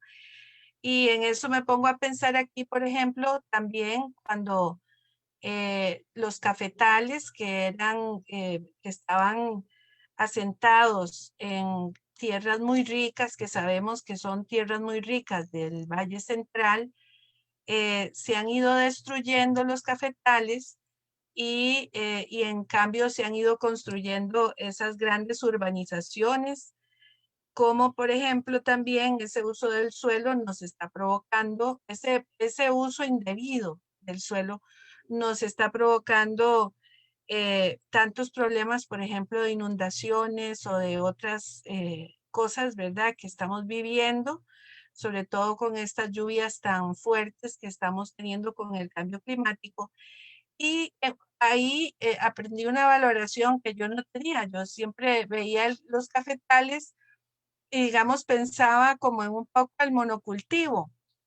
Sin embargo, el cafetal parece ser que dentro de nuestros sistemas productivos jugaba un papel importante, porque el cafetal se comportaba de alguna manera como una especie de bosque, porque el cafetal casi nunca es solamente los arbustos de café, sino que se siembran otras variedades, inclusive la gente que cultiva café siembra entre medio alimentos y otras cosas. Dependiendo del manejo también, los cafetales eran digamos, un albergue de fauna importante, ¿verdad? Y cómo esas decisiones del uso del suelo, ¿verdad?, vienen a tener esas alteraciones, a su vez esas repercusiones que alteran efectos, por ejemplo, esto de que hablábamos de las inundaciones, pero también efectos ambientales, ¿verdad? Entonces, sí, nuevamente, ¿verdad? Vemos cómo todo tiene una relación. Sí, por aquí tenemos también una pregunta en relación de cuál es la importancia que le debemos dar desde la acción colectiva al tema de agrotóxicos cuando hablamos de seguridad alimentaria y nutricional. Tal vez para los dos, bueno, ponentes, ¿verdad?, que quieran responder. Bueno, ahí centralmente yo compartía el informe de la relatora especial sobre plaguicidas y derecho a la alimentación para que veamos que hay una fuente legitimada de Naciones Unidas que está señalando las consecuencias que genera el uso de los agrotóxicos. Es decir, no somos ya nosotros de las cátedras libres de soberanía, sino que el panel intergubernamental de cambio climático, la FAO, la relatora especial de Naciones Unidas vienen señalando el sinnúmero de problemas que está generando el uso de los agrotóxicos. Por eso, frente a eso, digamos, lo que está sucediendo en Argentina, ¿no?, la organización colectiva. El local, un poco para frenar el avance de los agrotóxicos, entonces alejar el uso de los agrotóxicos todo lo posible de cursos de agua, de zonas urbanas y demás, pero al mismo tiempo para reclamar políticas públicas que propendan a una transición de modelo productivo, de este modelo que tenemos hoy, veneno dependiente, hacia un modelo de agroecología, ¿no? Es absolutamente central. Yo soy abogado de los pueblos rurales fumigados en Argentina y les puedo contar lo que vemos en los pueblos fumigados, donde viven de 12 a 14 millones de personas en nuestro país, aumento de los cánceres, aumento de las enfermedades neurodegenerativas, aumento de las enfermedades del sistema endocrino, abortos espontáneos, trastornos de fertilidad, enfermedades respiratorias, enfermedades de la piel, asociadas a la exposición ambiental aguda y crónica a esos agrotóxicos. Pero esto no es solamente un problema de nuestros pueblos rurales fumigados, como los tienen también en Costa Rica, sino que esto nos afecta estemos donde estemos, porque esos agrotóxicos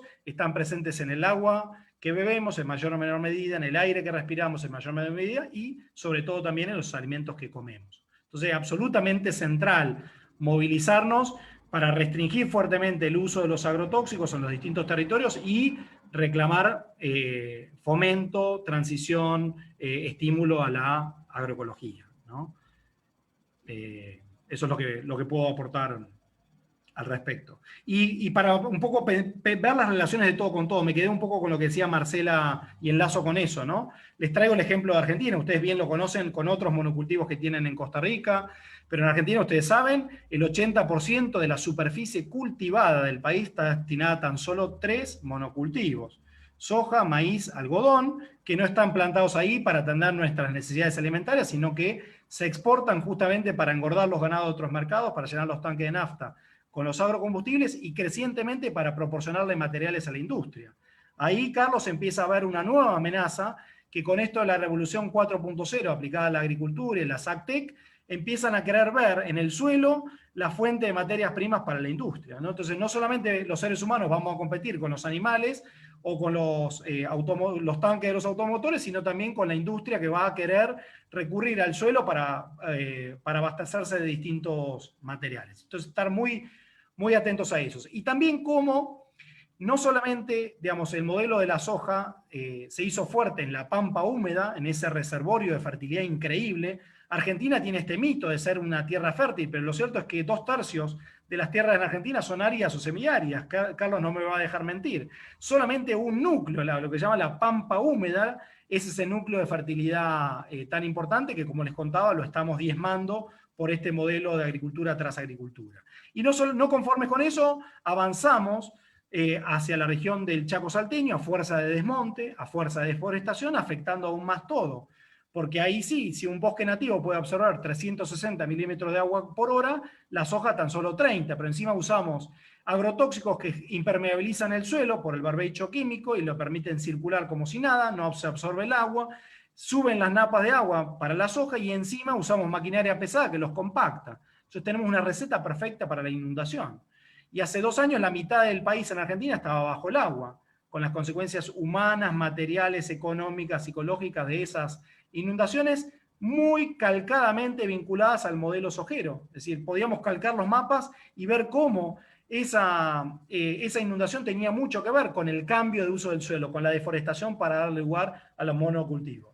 La capa de humus en la región del Chaco salteño es muy finita, entonces después de hacer 2 campañas de soja queda agotado ese suelo. ¿Y qué se hace? Se avanza sobre más bosque para darle lugar al monocultivo, ¿no?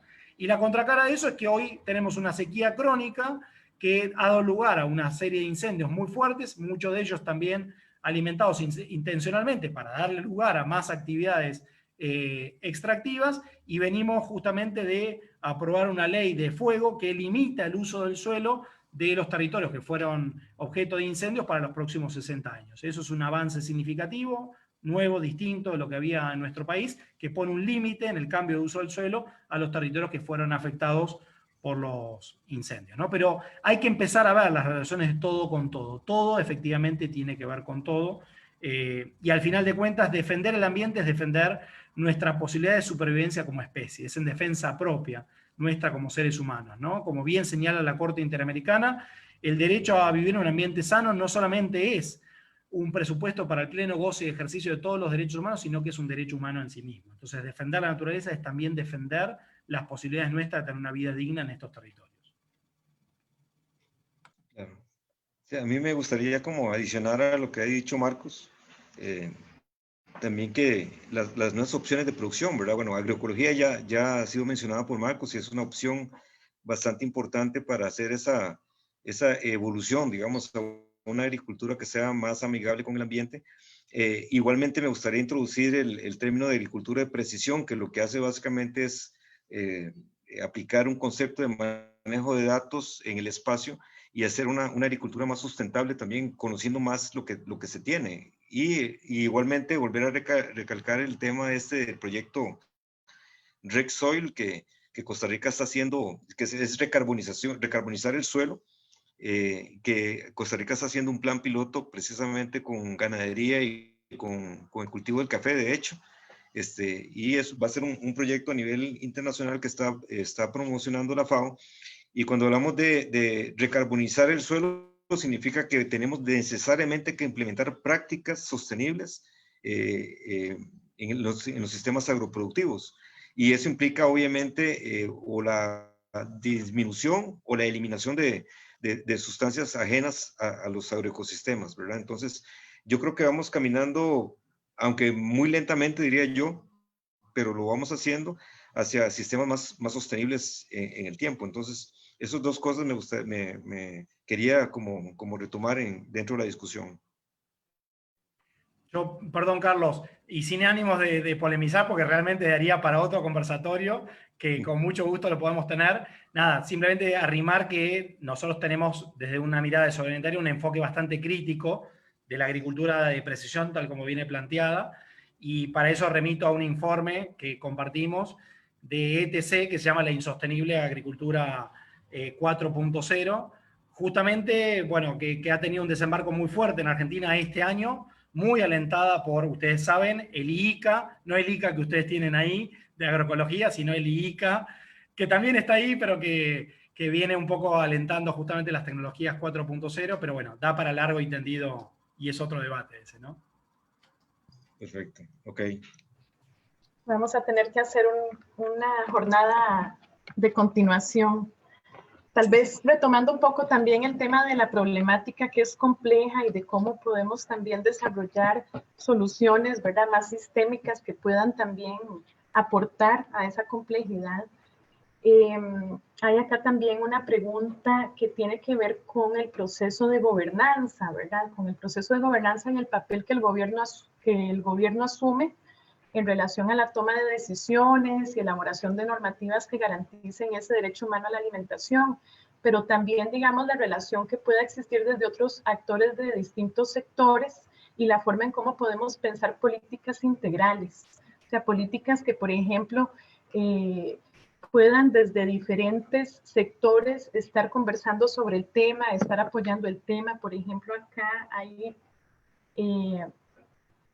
una pregunta, ¿verdad? Por ejemplo, dice, por ejemplo, en el caso de Brasil existen políticas culturales que hablan de alimentación. Podemos hablar también de políticas culturales que hablen del suelo y de la importancia del suelo en relación con la cultura y con el uso, manejo y conservación desde las prácticas que se realizan en los diferentes territorios.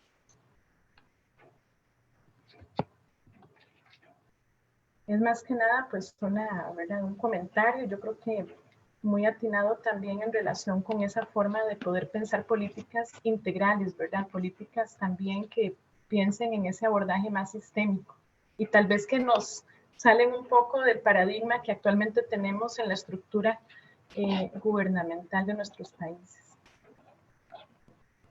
Claro. Bueno, a mí me gustaría aportar que la parte de las zonas indígenas, etcétera, existe una cosmovisión, ¿verdad?, de parte de ellos, que definitivamente hay que tomar en consideración cuando estamos hablando de la aplicación de las leyes que tengan que ver sobre los territorios, sobre el manejo de los recursos en esas áreas también, ¿verdad? Que eso es un tema que hay que considerar aquí a nivel nacional, ¿verdad? También.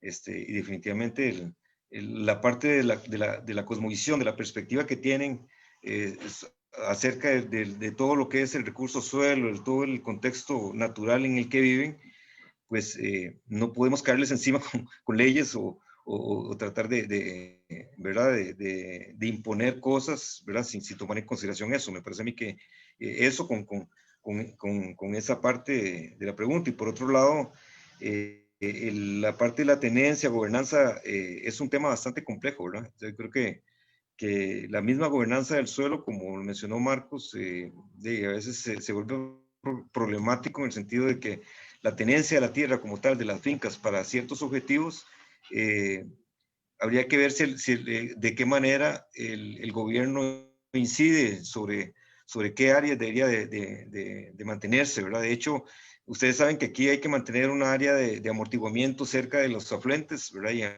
algunos casos eso no se ha respetado, desgraciadamente, ¿verdad?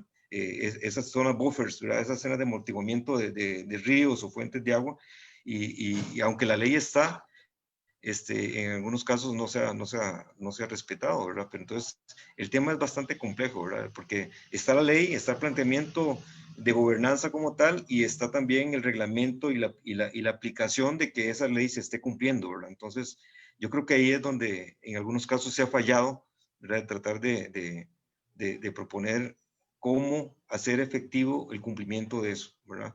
De la ley de suelo yo le puedo decir de que hay algunas carencias. Es una ley que tiene que ver mucho también con la participación ciudadana, ¿verdad? Forman comités, ¿verdad?, en las diferentes zonas, y sin embargo eso no se ha logrado hacer, ¿verdad?, a pesar de que la ley está y lo dice, ¿verdad?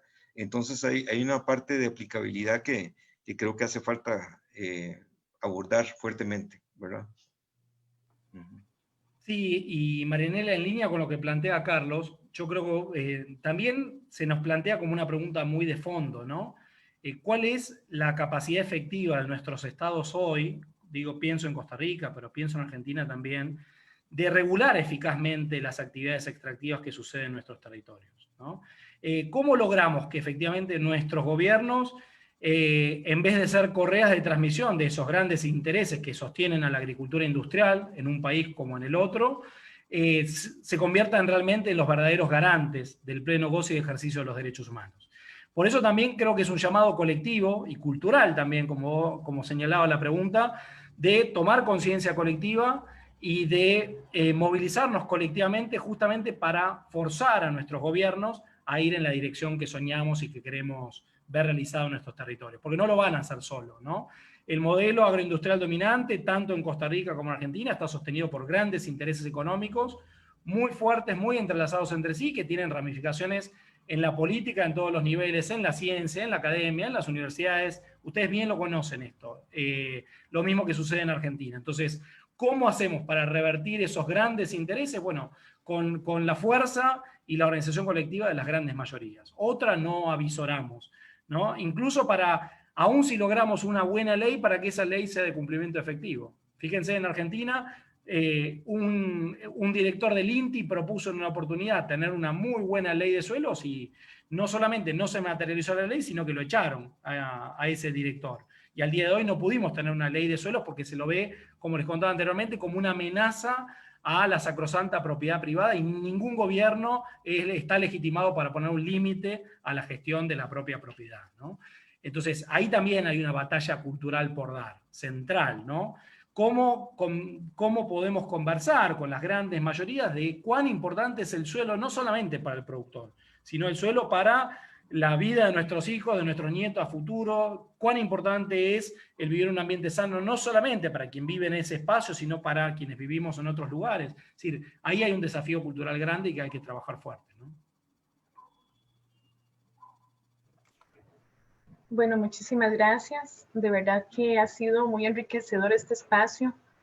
Creo que podríamos, bueno, como dije anteriormente, seguir conversando el tema, pero también vamos a, pues, cumplir con nuestro tiempo. Si queremos antes darles un mensaje final, y para eso, bueno, la profesora Marcela nos va a exponer aquí algo muy importante que queremos también festejar. Bueno, queremos, ahora Marcos nos recordó que hoy es un día muy especial también porque está cumpliendo años nuestra querida Miriam Orbán. Miriam es una colega nuestra, nutricionista, que tuvimos el gran honor de tenerla acá con nosotros hace 2 años. Aquí está en un restaurancito allí por la universidad, tomándose un fresco de gas porque quería probar todos los alimentos diferentes que tenemos aquí para llevarse un pedacito de nuestra tierra, porque cuando uno prueba los alimentos se lleva un poquito de la tierra de donde fueron producidos. Y ahí estaba muy contenta, ¿verdad? Comiendo, saboreando esos alimentos. Y Miriam es una persona increíble, es un baluarte del gremio de los nutricionistas y en general de nuestra América Latina en su lucha por la soberanía alimentaria. Es una persona realmente admirable. Es increíble la energía que ella tiene. Y bueno, muchas felicidades, Miriam, y que sean muchas luchas más por delante.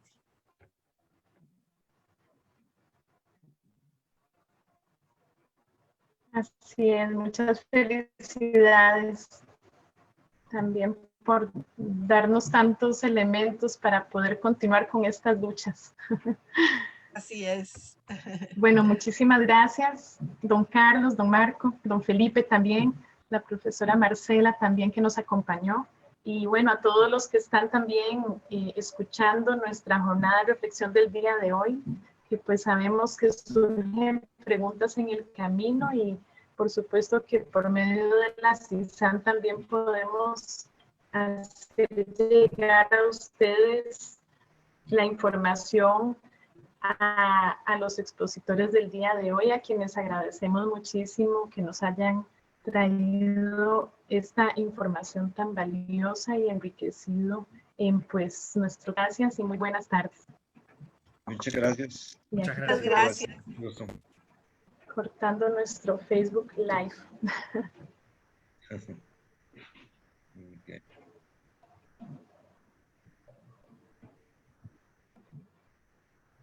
Ya se fue.